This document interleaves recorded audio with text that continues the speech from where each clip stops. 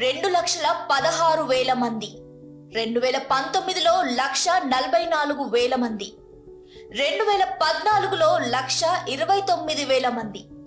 ఎవరు వీళ్ళంతా?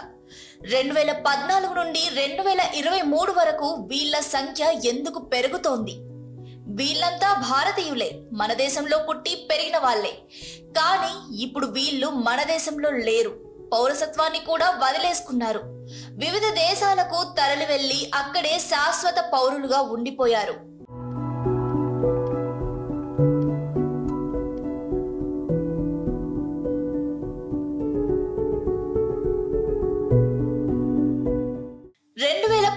తర్వాత ఈ 10 ఏళ్లలో దేశాన్ని విడిచిపెట్టిన వారి సంఖ్యలో 67% పెరుగుదల నమోదైంది.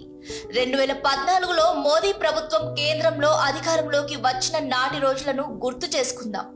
పాలన చేపట్టిన కొన్నాళ్లకే మోదీ ఓ పథకాన్ని తీసుకొచ్చారు. అదే మేక్ ఇన్ ఇండియా. భారత్ ను ప్రపంచంలో టాప్ మ్యానుఫ్యాక్చరింగ్ సెంటర్ గా మార్చాలనే లక్ష్యంతో ఈ పథకాన్ని ప్రారంభించారు.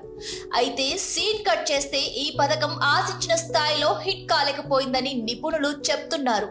అందుకే ఇండియన్స్ భారీగా భారత్ ను విడిచి వెళ్తున్నారని, పెట్టుబడులు కూడా ఇతర దేశాల్లో ఎక్కువగా పెడుతున్నారని లెక్కలు స్పష్టం చేస్తున్నాయి. చాలా మంది భారతీయులు, ముఖ్యంగా బడా పెట్టుబడిదారులు, వ్యాపారవేత్తలు ఇండియాలో కాకుండా విదేశాలలో అవకాశాలను సృష్టించుకుంటున్నారు.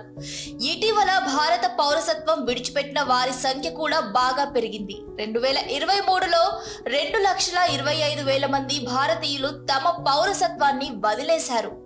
వీరంతా ఎక్కువగా అమెరికా, కెనడా, ఆస్ట్రేలియా లాంటి దేశాలకు వెళ్లారు. అక్కడ ఉద్యోగ అవకాశాలతో పాటు క్వాలిటీ ఆఫ్ లైఫ్ వీరిని ఎక్కువగా ఆకర్షించింది. మరోవైపు భారతీయులు విదేశాల్లో పెట్టుబడులు పెడుతుండడానికి అనేక కారణాలు కనిపిస్తున్నాయి. భారత్ లో పన్ను వసూలు ఎక్కువ. దీని కారణంగా ఇండియాలో వ్యాపారం చేయడం కష్టంతో పాటు నష్టంతో కూడుకున్న విషయమని చాలా మంది వ్యాపారవేత్తలు భావిస్తున్నారు.